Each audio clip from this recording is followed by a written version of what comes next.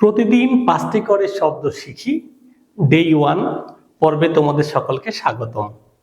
আজকের শব্দ গোছল করা, দাড়ি কামানো, গা মোছা, হাত কচলানো, আঙ্গুল ফোটানো।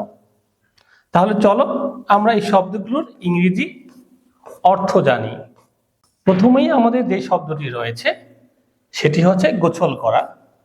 এই গোছল করা বেইড অথবা টেক আ বাথ।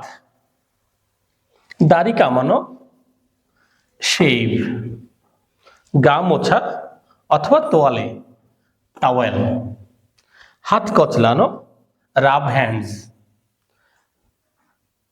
আঙ্গুল ফোটানো ক্রেক ফিঙ্গার্স। এখন আমরা প্রতিটি শব্দের একটি করে সেন্টেন্স শিখব। গোছল করা bathe, I'm going to bathe. Or take a bath, I need to take a bath.